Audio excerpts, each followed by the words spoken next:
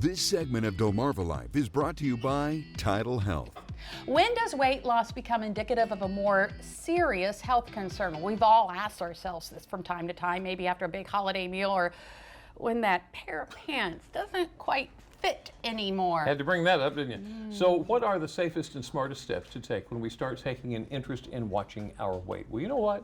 Thankfully, we know who to turn to for help. With us this afternoon is Mary Williams-Feldman. She's a CRNP with TidalHealth. Thank you so much for joining us. So tell us a little bit about you. Tell us about your experience and your expertise in weight management. So I've been working in weight management for a little over a year, but I joined TidalHealth this March. My previous 8 years have been in basically internal medicine. I've taken care of chronic kidney disease patients.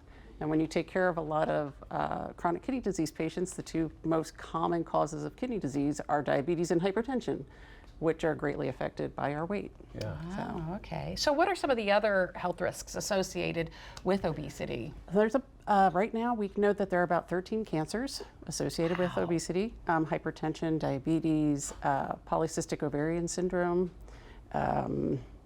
cardiovascular disease, to name a few. Yeah.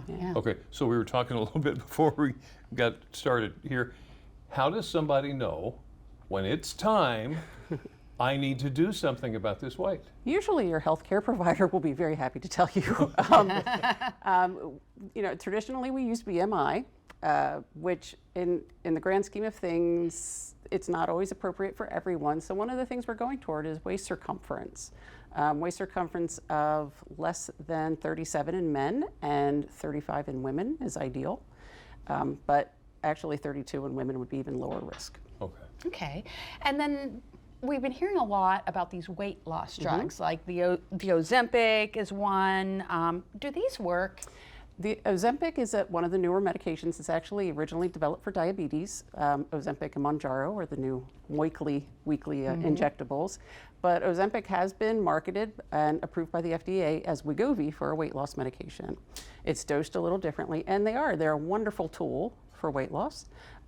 They help, they slow down how fast things move through the system, and they actually help with cravings, and they stimulate the production of a hormone that kind of tells you you've had enough. Ooh. So when you sit down to eat, instead of eating a whole plate of food, you might only eat half a plate of food. But it's a tool. You still, the basic, the backbone of everything is lifestyle changes. Sure. All right, so lifestyle change. What is a reasonably safe weight loss for someone, and what kind of time frame are you talking about? So the research has said that people are losing about 5 to 15% of their initial weight, not weight needed to lose, in about 68 months, so a year and a half. But we're hearing reports of about 20% weight loss in a much shorter time, and that'll really depend on each person.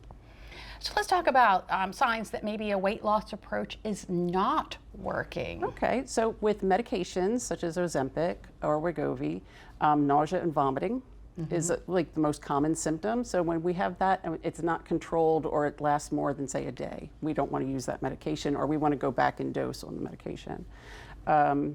If you're using a different weight loss medications, because there's several around, if you're having adverse reactions to those, most of the medications are very, very safe, but as with any medication, we can have an adverse reaction. Sure.